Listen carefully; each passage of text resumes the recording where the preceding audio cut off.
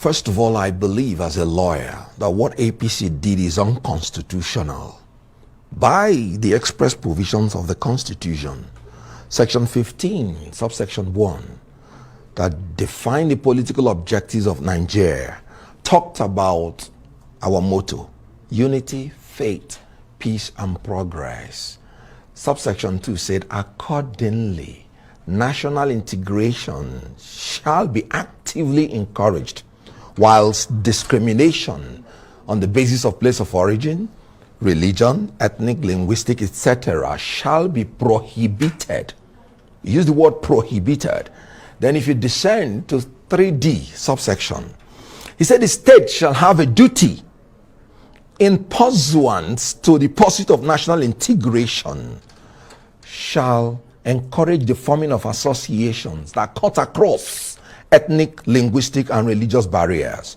The concept of the presidency implies an association between the president and the vice. Section 142 made it clear that the president, before he is duly nominated, shall find an associate who shall be his vice president.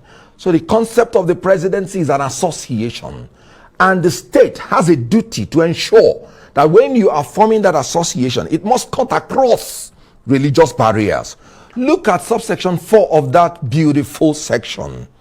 It said that the state shall promote a feeling of belonging and involvement amongst the various peoples of Nigeria, to the end that loyalty to the nation shall override sectional loyalties. Yeah, I mean, we had a senator who was here and he pointed out all of that. Very good. So how does Muslim ticket at the presidency encourage integration, involvement, and participation of the Christians in Nigeria in the politics of Nigeria? And you know what? Section 17 made it clear. He said the state social order shall be founded on the ideals of freedom, equality, and justice.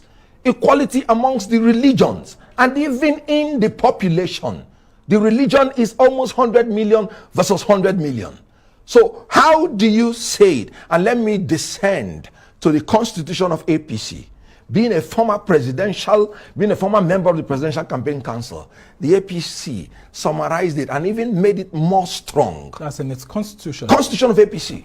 He said the APC should build a nation that will guarantee political stability, respect and understanding, mutual and peaceful coexistence, and equal opportunities to all. So we're heading towards political instability, even if the APC wins. That's what you're saying. It is very, very plain.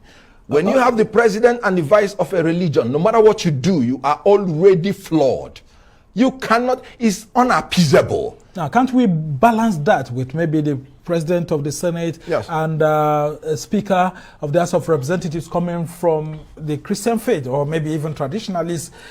What if the candidate is already thinking towards that, to create a balance? Elementary government will teach you that there are 3 different arms of government: executive, legislature, and judiciary. These arms are equal and opposite, and they are separate.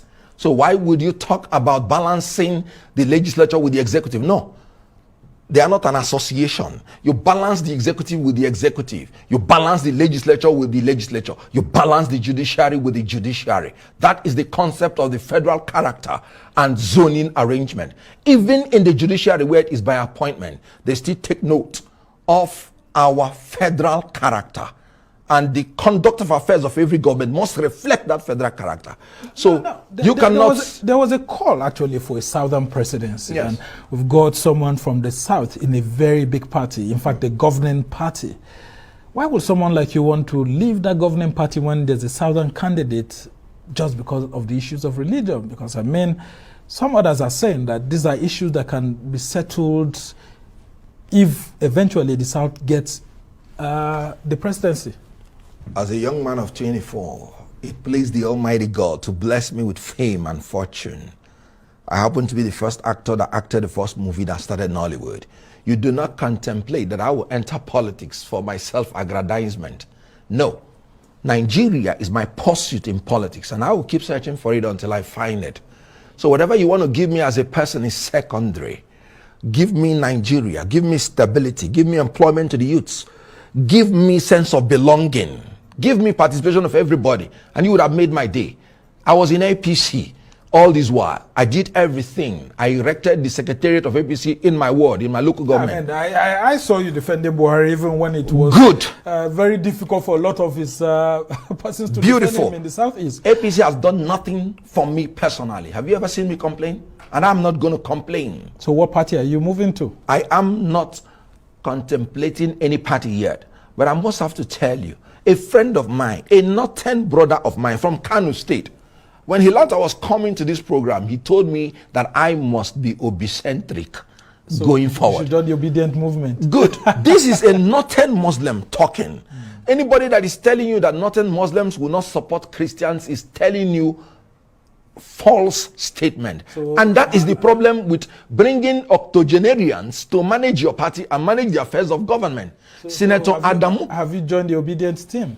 I am obicentric. But I have not joined any party because that is the ticket that has actually provided for me that stability, that youthful energy that we need to change the system of Nigeria at this time. Those in APC and PDP says it's just an internet sensation. I mean, social media buzz. And of course, that, for example, on Saturday, when the Osun State governorship election will be held, that you will see where Labour Party will be. And it won't be among the top 3 or something like that. When they say such things, what do you say to them? Do you remember the time that APC was campaigning in 2015? They were the originators of internet sensation. And so, why are they crying if it is not making any impact?